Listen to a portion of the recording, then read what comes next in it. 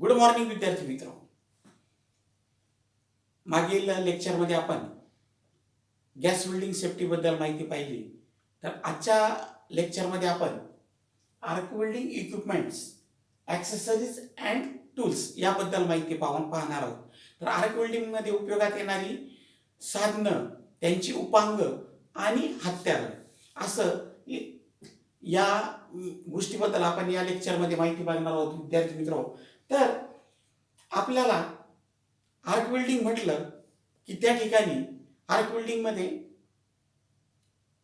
उष्णता मिळवण्यासाठी ज्या माध्यमाचा वापर करतो ते माध्यम म्हणजे आहे इलेक्ट्रिसिटी. विद्यार्थी मित्र, इलेक्ट्रिसिटी म्हटलं तर त्या ठिकाणी आपल्याला मुख्य मेन जो सप्लाय येतो त्या ठिकाणी 440 व्होल्ट असतं आणि तो आपण आहे त्या दाबाने कामासाठी वापरू शकत नाही.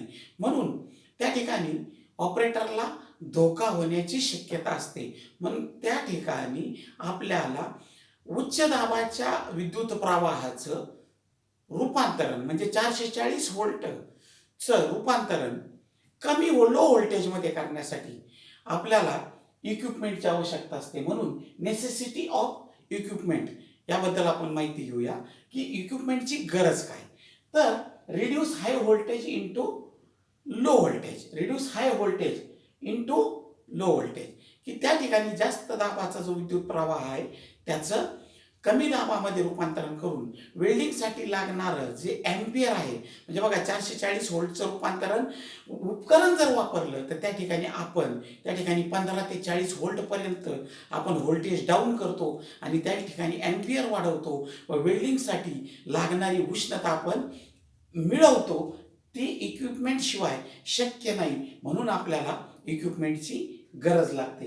त्यानंतर to convert AC into DC, म्हणजे वेल्डिंग मशीनला आपण जो सप्लाय देतो तो AC विद्युत प्रवाह देत असतो व वेल्डिंगसाठी आपण दोन प्रकारचे विद्युत प्रवाह वापरतो. AC विद्युत प्रवाह वेल्डिंगला वापरतो व DC विद्युत प्रवाह देखील आपण वेल्डिंगसाठी वापरतो. तर ते दोन प्रकारच्या मशीन येत असतात. तर वेल्डिंगसाठी दोन्ही जरी मशीन असेल तर त्या ठिकाणी त्यांना मिळणारा विद्युत पुरवठा हा AC पुरवठा आहे. त्याचं रूपांतरण DC मध्ये करण्यासाठी आपल्याला विद्यार्थी मित्र इक्विपमेंटची गरज असते. कारण आपण फेरस मेटल व नॉन फेरस मेटल अशा धातूंना वेल्डिंग करत असतो. काही धातूंना AC विद्युत पुरवठ्याची गरज असते तर काही धातूंना DC विद्युत प्रवाहाची त्या ठिकाणी गरज असते. त्यानंतर इक्विपमेंटचा तिसरा फायदा काय, तर to provide suitable arc voltage and current for welding. तर वेल्डिंग करण्यासाठी लागणारं सुटेबल व्होल्टेज, कारण की योग्य ते व्होल्टेज जर वेल्डिंगला मिळालं, योग्य ते करंट जर वेल्डिंगला मिळाला तर काय फायदा होतो विद्यार्थी मित्र. आपल्याला वेल्डिंग करण्यासाठी योग्य व्होल्टेज मिळालं तर आर्क स्ट्राईक होण्यास मदत होते. कारण ज्यावेळी इलेक्ट्रॉडचं टीप आपण जॉबच्या पृष्ठभागावरती टच करतो त्यावेळी आपल्याला वेल्डिंग मशीनपासून दोन प्रकारचे व्होल्टेज मिळत असतात. बघा, एक OCV असतो आणि दुसरा CCV असतो. म्हणजे आपण काय म्हणतो की ओपन सर्किट व्होल्टेज आणि क्लोज सर्किट व्होल्टेज. तर त्या ठिकाणी प्रत्यक्ष वेल्डिंग क्रिया चालू होण्यापूर्वी आपण ज्यावेळी प्रत्यक्ष आर्क स्ट्राईक करतो त्यावेळी आपल्याला हाय व्होल्टेज मिळतं. त्यामुळं काय होत असतं, आर्क जलद गतीने स्टार्ट होत असते आणि ती स्थिर ठेवण्याचं कार्य सुद्धा व्होल्टेज करत असतं. त्यानंतर पेनिट्रेट द मेटल परफेक्टली, म्हणजे धातू त्याच्या खोलीपर्यंत योग्यपणे वितळवण्यासाठी आपल्याला व्होल्टेजचा उपयोग होत असतो विद्यार्थी मित्र. तर सुटेबल करंट काय कार्य करतं, तर आपल्याला जर करंट योग्य मिळाला तर आपला जो धातू आहे, जो म्हणजे बेस मेटल आहे, डिपॉझिट करावायचं जे मेटल आहे ते योग्य प्रकारे त्या ठिकाणी उष्णता मिळून मेल्ट होईल व त्या ठिकाणी आपल्याला एकमेकामध्ये ते चांगले एकजीव होऊन मजबूत असा जोड आपल्याला योग्य त्या करंटमुळे मिळेल. म्हणून आपल्याला विद्यार्थी मित्र इक्विपमेंटची गरज भासत असते. Equipments are require for keep the operator in safe condition.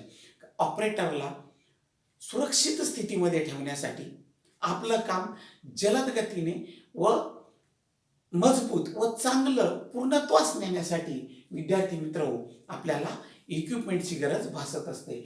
तर या इक्विपमेंटचं क्लासिफिकेशन 2 भागामध्ये केलेलं आहे विद्यार्थी मित्र. मी सांगितलं का वेल्डिंग करण्यासाठी आपल्याला 2 प्रकारचे विद्युत प्रवाह लागतात, एक AC विद्युत प्रवाह व दुसरा DC विद्युत प्रवाह. तर याचं वर्गीकरण करताना देखील DC इक्विपमेंट आणि AC इक्विपमेंट असं केलेलं आहे की जे इक्विपमेंट, जे साधन आपल्याला, the machine which provide DC current for welding, म्हणजे ज्या मशीनद्वारे आपल्याला वेल्डिंगसाठी DC विद्युत पुरवठा मिळतो त्याला आपण काय म्हणतो DC इक्विपमेंट किंवा DC मशीन. व ज्याद्वारे the machine which provide AC current for welding, का जे मशीन आपल्याला वेल्डिंग करण्यासाठी AC विद्युत प्रवाह प्रोव्हाइड करतं, पुरवतं, त्याला आपण काय म्हणतो AC इक्विपमेंट किंवा AC मशीन असं म्हणत असतो. तर हे DC मशीन किंवा DC इक्विपमेंट कुठले, तर पहिलं मशीन आहे बघा वेल्डिंग मोटर जनरेटर सेट. तर हा मोटर जनरेटर सेट मी या तुम्हाला दाखवलेला आहे. याला वेल्डिंग मशीन जनरेटर असं देखील म्हणतात व मोटर जनरेटर असं देखील म्हणतात. याला AC सप्लाय देऊन त्या ठिकाणी DCची निर्मिती केली जाते, म्हणून याला मोटर जनरेटर सेट असं म्हटलेलं आहे बघा. आणि दुसरं मशीन आहे जे DC सप्लाय देतं, हे बघा, हे welding generator diesel engine set. तर विद्यार्थी मित्र, पहिला आहे मोटर जनरेटर सेट. त्याला आपल्याला इलेक्ट्रिसिटीची गरज लागते, कारण त्याला मोटर आपल्याला फिरवून आपण DC निर्माण करतो. तर या ठिकाणी सुद्धा लागणारी जी इलेक्ट्रिसिटी आहे ती आपण डिझेल इंजिन सेटद्वारे म्हणजे फ्युअल वापरून त्या ठिकाणी आपण विजेची निर्मिती करतो व वेल्डिंगसाठी लागणारा विद्युत पुरवठा त्या ठिकाणी DC तयार करतो व वेल्डिंग करतो. म्हणजे आउटडोअर ज्यावेळी आपण काम करत असतो का ज्या ठिकाणी आपल्याला इलेक्ट्रिसिटी उपलब्ध नसेल अशा ठिकाणी आपल्याला या वेल्डिंग जनरेटर डिझेल इंजिन सेटचा मोठ्या प्रमाणात विद्यार्थी मित्र फायदा होत असतो. त्यानंतर तिसरा जो सेट आहे जो आपल्याला DC सप्लाय देतो तो आहे वेल्डिंग रेक्टिफायर सेट. हा सुद्धा DC इक्विपमेंट आहे विद्यार्थी मित्र. हा काय करतो, फक्त याला आपण AC सप्लाय देतो आणि त्या ठिकाणावरून आपल्याला हा ACचं रेक्टिफाय करतो, म्हणजे रूपांतरित करून आपल्याला कामासाठी DC सप्लाय बाहेर देत असतो. पुढचं जे आहे ते AC इक्विपमेंट आहे विद्यार्थी मित्र. तर यामध्ये एकच प्रकारचं मशीन येतं, त्याला आपण वेल्डिंग मशीन ट्रान्सफॉर्मर असं म्हणत असतो, वेल्डिंग मशीन ट्रान्सफॉर्मर सेट. तर या ट्रान्सफॉर्मरचे मुख्यतः करून फेजवरून प्रकार पडतात, कामासाठी करंट बाहेर येण्यावरून प्रकार पडत असतात. त्या ट्रान्सफॉर्मरमध्ये ज्या प्रायमरी कॉईल व सेकंडरी कॉईल आहेत त्या कॉईल थंड करण्यावरून प्रकार पडत असतात. ते तुम्हाला मी थोडक्यात सांगतो. हे बघा, या ज्या मशीन मी तुम्हाला सांगितल्या याचं कार्य काय, याचं कार्य कोणत्या तत्वानुसार चालतं, याच्या डिटेल्स आपण ज्या त्या लेसनचा सेपरेट लेसन आहे त्यामध्ये आपण माहिती घेणारच आहोत.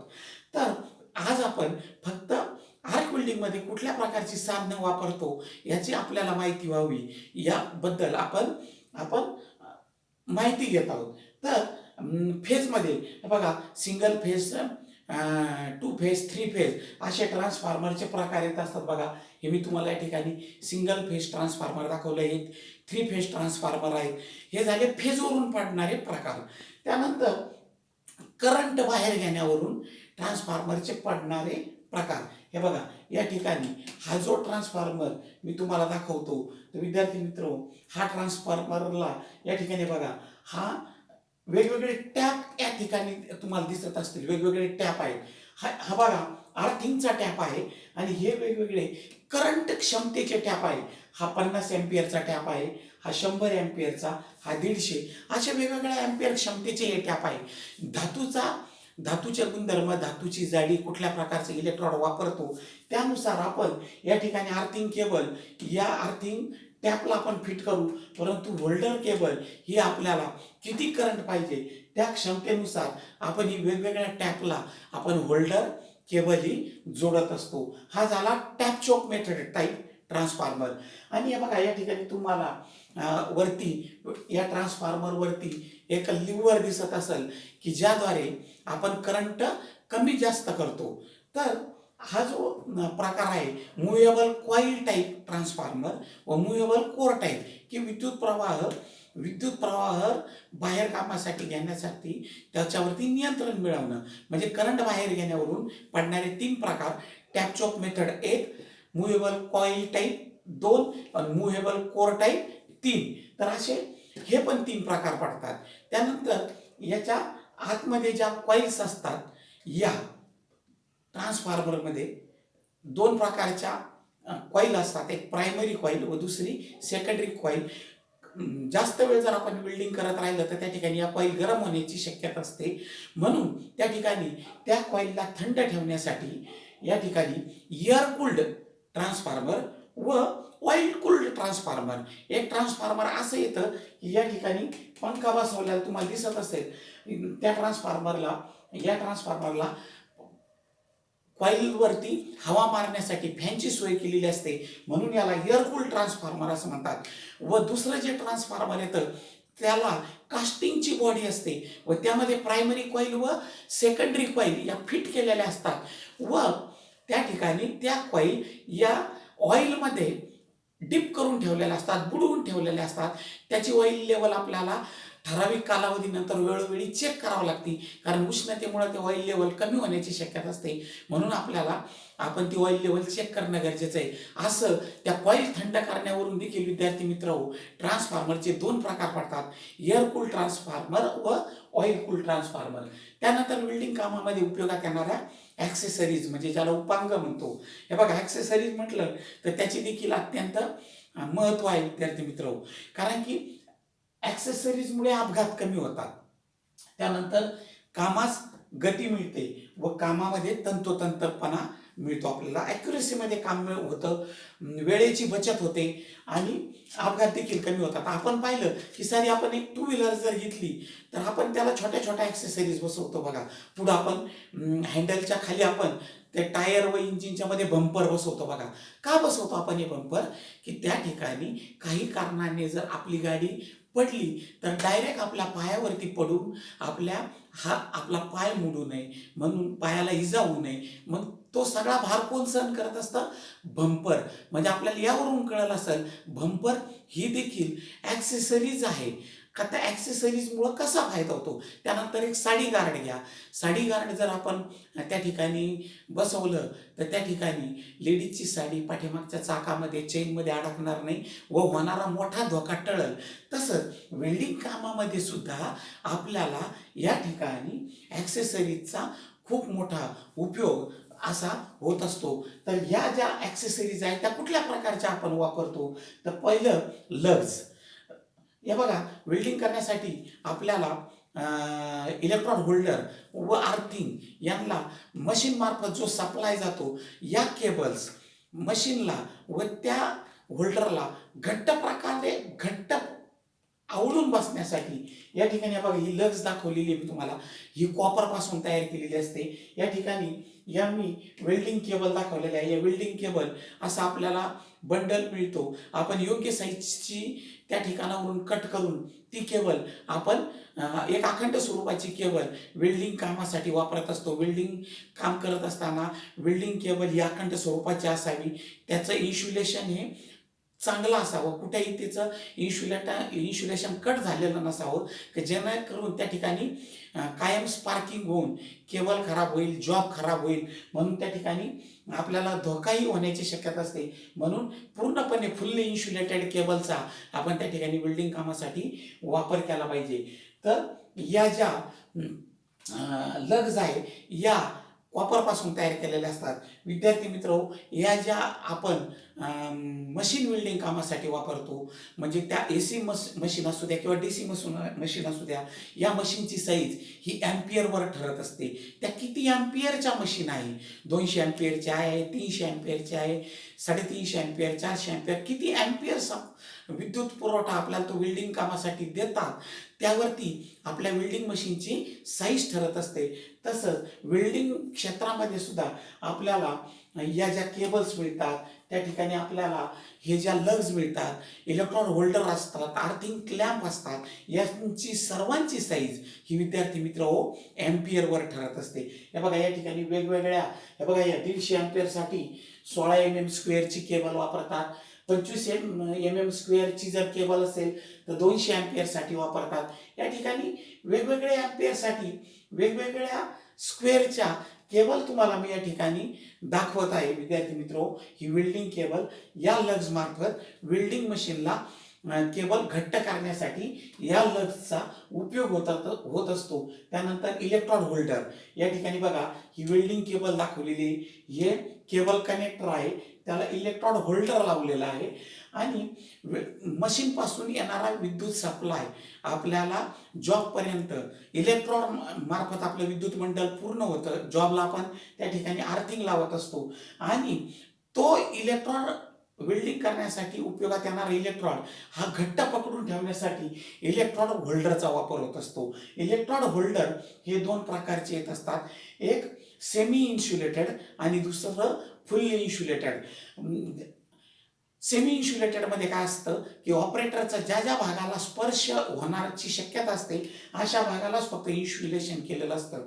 व फुल्ली इन्सुलेटेड होल्डरमध्ये की पूर्णपणे होल्डर हे पूर्ण इन्सुलेटेड केलेलं असतं. ऑपरेटरचा कुठल्याही प्रकारे त्या ऑपरेटरला त्या होल्डरपासून धोका होण्याची शक्यता राहत नाही. हे बघा, मी या ठिकाणी तुम्हाला जे होल्डर दाखवतोय विद्यार्थी मित्र, हे फुल्ली इन्सुलेटेड इलेक्ट्रॉड होल्डर आहे आणि त्या ठिकाणी बघा, हे मी तुम्हाला इलेक्ट्रॉड वेल्डिंग करत असताना हलू नये, घट्ट धरून ठेवला जावा म्हणून इलेक्ट्रॉड होल्ड करणे, धरणे, म्हणून याचं नाव आहे इलेक्ट्रॉड होल्डर, की जे इलेक्ट्रॉड धरून ठेवतं. इलेक्ट्रॉड धरून ठेवण्यासाठी यामध्ये बघा विद्यार्थी मित्र, ब्रासपासून तयार केलेल्या या इलेक्ट्रॉड होल्डरला जॉ असतात. बघा, या जॉला वेगवेगळ्या अँगलचे तुम्हाला दिसत असेल, वेगवेगळ्या अँगलचे त्या ब्रास जॉला खाचे पाडलेले असतात आणि त्या जॉ या आपल्याला चेंज करता येत असतात. बघा, पूर्ण इलेक्ट्रॉड होल्डर चेंज करायची गरज पडत नाही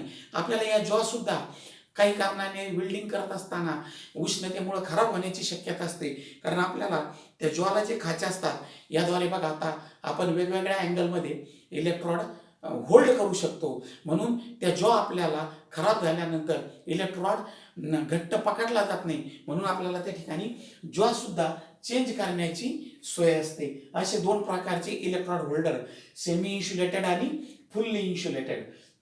त्यानंतर पुढची ॲक्सेसरीज आहे अर्थिंग क्लॅम्प.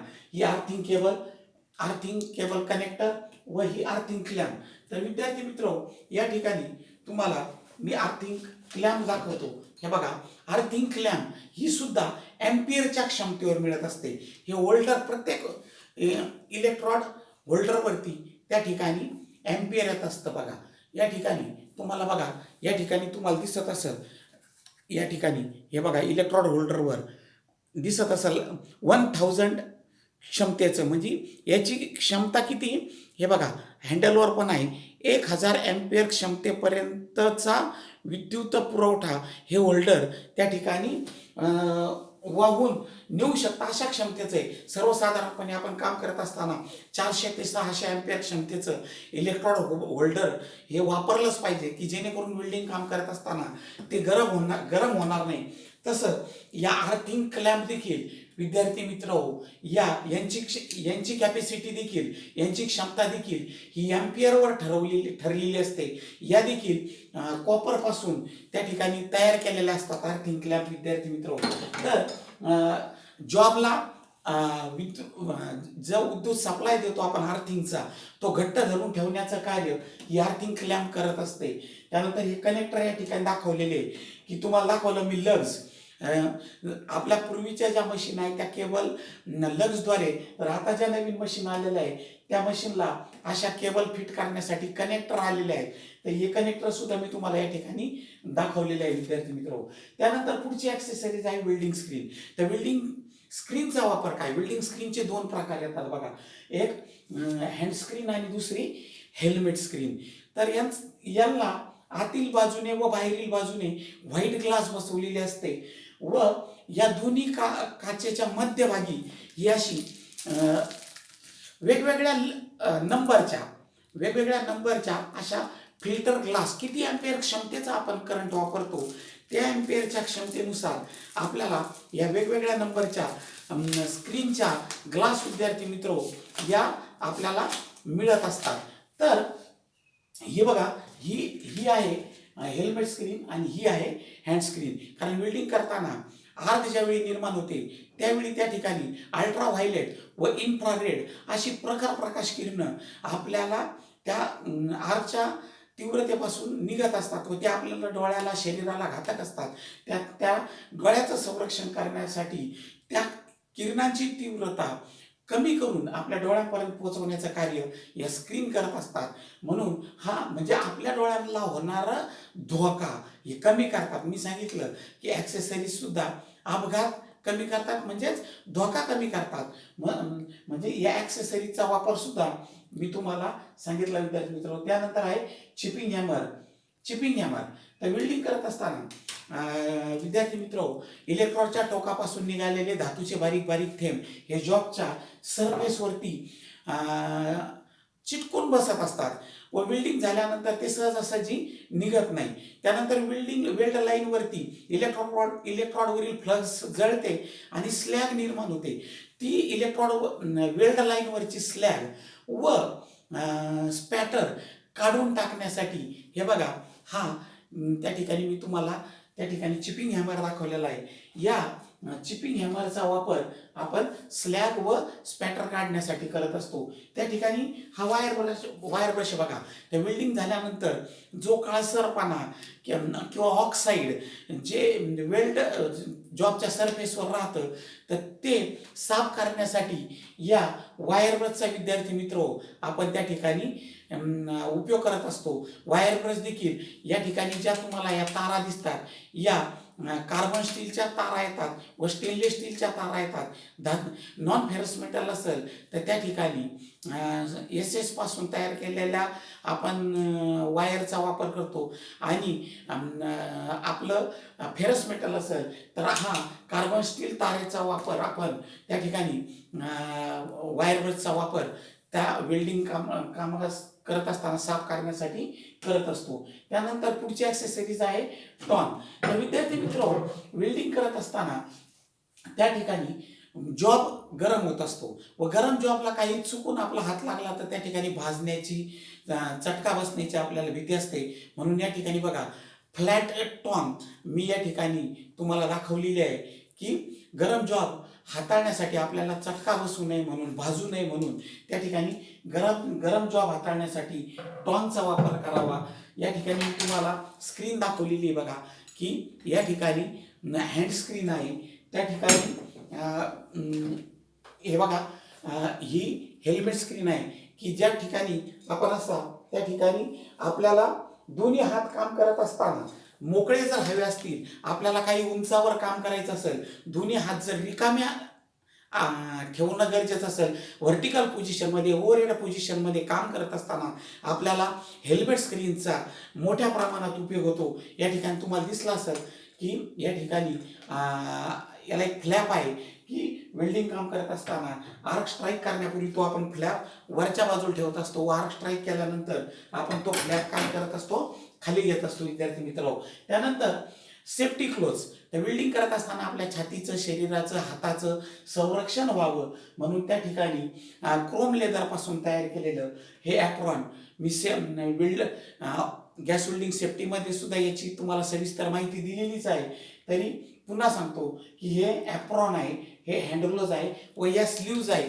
पुन्हा एकदा तुम्हाला मी दाखवतो की त्या ठिकाणी वेल्डिंग करत असताना जे स्पॅटर उडतात हे आपल्या हाताला त्या ठिकाणी चटके पडून आपलं लक्ष विचलित होण्याची शक्यता असते. म्हणून अशा स्लीव्ज आपण, हँड स्लीव्ज आपण वेल्डिंग करत असताना वापरत असतो. त्या स्लीव्ज नंतर आपण आपलं इलेक्ट्रॉड होल्डरमध्ये रॉड लावत असताना देखील नेहमी हँडग्लोव्जचा वापर करावा.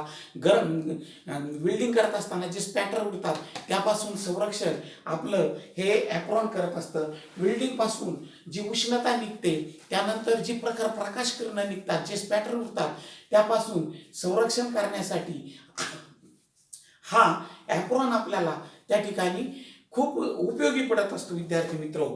त्यानंतर पुढचं आपण बघूया की टूल्स. तर वेल्डिंगमध्ये कुठकुठल्या प्रकारचे हत्यारे उपयोगात येत असतात. तर मेजरिंग आणि मार्किंग टूल्स. कुठलाही जॉब करायचा असेल तर त्याचं मोजमाप घेणं गरजेचं आहे व त्यावरती मार्किंग करणं गरजेचं आहे. तर मोजमाप घेण्यासाठी आपल्याला स्टील रूल, स्टील टेप. आता तुम्हाला माहिती आहे स्टील रूल तुम्ही पाहिजे असेल, ही स्टील रूल आहे, ही ब्रास रूल सुद्धा मिळते, स्टील रूल सुद्धा मिळते. हे वेगवेगळ्या साईजच्या असतात. 15 सेंटीमीटरचे येतात, त्यानंतर 30 सेंटीमीटरच्या येतात विद्यार्थी मित्र. त्यानंतर हा स्टील टेप या ठिकाणी तुम्हाला दाखवलेला आहे बघा.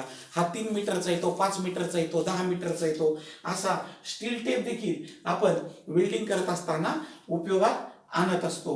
म्हणजे फॅब्रिकेशन कामामध्ये, वेल्डिंग कामामध्ये या मोजमाप घेणं अत्यंत गरजेचं आहे विद्यार्थी मित्र. त्यानंतर वेल्डिंग करत असताना इनसाइड कॅलिपर व आउटसाइड कॅलिपर याचा देखील मोठ्या प्रमाणात या ठिकाणी आतल्या बाजूचं माप घ्यायचं असेल तर या इनसाइड कॅलिपरचा उपयोग होतो. व बाहेरच्या गोलाकार वस्तूचं माप जर घ्यायचं असेल, उदाहरणार्थ बघा या इलेक्ट्रॉड होल्डरचा हा गोलाकार भाग आहे, आतला माप घ्यायचा असेल तर त्या ठिकाणी या कॅलिपरचा उपयोग होईल. व बाहेरच्या बाजूचं माप घ्यायचं असेल तर हे बघा, तर हे आउटसाइड कॅलिपर आहे, तर याचा उपयोग तुम्हाला त्या ठिकाणी माप घेण्यासाठी होत असतो विद्यार्थी मित्र. त्यानंतर पुढं आहे मेजरिंग अँड मार्किंग टूल्समध्ये ट्रायस्क्वेअर. तर या ठिकाणी ट्रायस्क्वेअर आहे बघा, याला आपण गुन्हा म्हणतो ट्रायस्क्वेअर. तर जॉबवरती मार्किंग करत असताना पॅरलल लाईन जर आपल्याला मारायची असेल तर त्यावेळी या ट्रायस्क्वेअरचा उपयोग होतो. त्यानंतर जॉबचं फिनिशिंग करत असताना तो जॉब 90 अंशात झाला आहे किंवा नाही हे तपासण्यासाठी सुद्धा या ट्रायस्क्वेअरचा आपल्याला त्या ठिकाणी उपयोग होत असतो. व ते मार्किंग करत असताना त्या जॉबवरती आपण ज्यावेळी मार्किंग मीडिया लावतो त्यावरती मार्किंग मीडिया लावल्यानंतर आपल्याला जॉबवरती मार्किंग हे कायमस्वरूपी व्हावं, चांगलं व्हावं, ते पुसलं जाऊ नये म्हणून आपण स्क्रायबरच्या साहाय्याने म्हणजे ओरखडा मारून या स्क्रायबरच्या साहाय्याने आपण त्या जॉबवरती मार्किंग करत असतो. व हे मार्किंग आपलं चांगल्या प्रकारे राहावं. जर जॉबवरती आपल्याला ड्रिलिंग, कटिंग, वेल्डिंग हे करायचं असेल, आपल्याला स्क्रीनमधून ते आपल्याला ती लाईन दिसावी म्हणून आपण सेंटर पंच व हॅमरच्या साहाय्याने आपण त्या ठिकाणी पंचिंग करत असतो का जेणेकरून आपलं कामामध्ये कुठल्याही प्रकारची चूक होणार नाही विद्यार्थी मित्र. तर असं आपल्याला आपण वेल्डिंग करत असताना या मेजरिंग व मार्किंग टूल्सचा देखील वापर करत असतो. या ठिकाणी हे तुम्हाला मी डिवायडर दाखवलेलं आहे. या डिवायडरचा वापर जर आपल्याला जॉबचे काही गोलाकार पार्टचे काही भाग करायचे असेल तर त्या ठिकाणी आपल्याला या डिवायडरचा उपयोग होत असतो. त्यानंतर आत्ताच तुम्ही सेंटर पंच व बॉल पेन, हॅमर याची मी तुम्हाला माहिती सांगितलेली आहे. त्यानंतर कटिंग व फिनिशिंग टूल्समध्ये कटिंग टूल्स व फिनिशिंग टूल्स. ते विद्यार्थी मित्र कुठलाही आपण जॉब बनवायचा असेल तर आपण भांडारमार्फत, स्टोअरमार्फत मटेरियल आणतो. ते आपल्याला पाहिजे त्या साईजमध्ये कट करण्यासाठी जर हाताच्या साहाय्याने कट करायचं असेल तर आपण हॅक्सॉ फ्रेमचा वापर करत असतो. ही आहे हॅक्सॉ फ्रेम आणि हे आहे हॅक्सॉ ब्लेड. या ब्लेडद्वारे कटिंग होत असतं. या कटिंग करणाऱ्या हॅक्सॉ ब्लेडला धरून ठेवण्याचं कार्य ही फ्रेम करते म्हणून याला हॅक्सॉ फ्रेम असं म्हणत असतो आपण विद्यार्थी मित्र. त्यानंतर आपल्याला जास्त जाडीचं व भरपूर प्रमाणात जर मटेरियल करायचं असेल, मटेरियल कट करायचं असेल तर त्या ठिकाणी आपण पॉवर सॉचा देखील त्या ठिकाणी उपयोग करत असतो. जर आपल्याला पातळ शीट करायचं असेल, शीट कट करायचं असेल किंवा बघा या ठिकाणी ही खास दाखवलेली आहे, या ठिकाणी होल दाखवलेले गोलाकार, स्क्वेअर. जर एखादा टी अँगल किंवा एल अँगल कट करायचा असेल तर या शिरिंग मशीनचा, हँड शिरिंग मशीनचा वापर होतो. राऊंड बार कट करायचा असेल, पातळ शीट कट करायचं असेल तर आपल्याला या हँड शिरिंगचा वापर होतो. चिजल, ही फ्लॅट चिजल आहे, ही क्रॉस कट चिजल आहे. या चिजलद्वारे देखील, चिजल व हॅमरचा उपयोग करून आपण धातू कट करू शकतो विद्यार्थी मित्र. हे बघा मी तुम्हाला या ठिकाणी फ्लॅट चिजल दाखवतो. त्या फ्लॅट चिजलने आपण फ्लॅट चिजल व क्रॉस कट चिजलद्वारे आपण धातू कट करू शकतो. त्यानंतर हे पाहिलं कटिंग व फिनिशिंग टूल्समध्ये. हे पुढं आहे फिनिशिंग टूल्स, की धातूवरील धूळ, रंग, गंज वेल्डिंग करायचं असेल तर धातू स्वच्छ करून घेणं अत्यंत गरजेचं आहे. त्यामुळे धातू स्वच्छ करण्यासाठी आपण अशा फाईलचा वापर करत असतो. या फाईलचे वेगवेगळे प्रकार येत असतात विद्यार्थी मित्र. म्हणजे रफ फाईल, स्मूथ फाईल, त्याच्यानंतर वेगवेगळे आकार येत असतात. Square file, round file, triangular file, flat file, half round file. त्यानंतर वेगवेगळ्या लांबीमध्ये पण ते देखील मिळत असतं. त्याची लांबी देखील वेगवेगळी असते. त्यानंतर आपले वेल्डिंगचे जॉब जर असतील, वेल्डिंग केल्यानंतरचं पण काम असेल, वेल्डिंग करण्या अगोदरचं जर गरज असेल तर आपण या इलेक्ट्रिक ग्राइंडरद्वारे देखील आपण तो जॉब स्वच्छ करू शकतो विद्यार्थी मित्र. काही जॉब जर गॅस वेल्डिंगचे असतील तर त्या ठिकाणी आपण केमिकलद्वारे देखील जॉब स्वच्छ करतो विद्यार्थी मित्र. आजचा व्हिडिओ जर तुम्हाला आवडला असेल तर निश्चित हा चॅनल सबस्क्राईब करा व बेल आयकॉनवरती प्रेस करा. व कुठली अडचण आली तर मला या कॉन्टॅक्ट नंबरवरती संपर्क साधा. जय हिंद विद्यार्थी.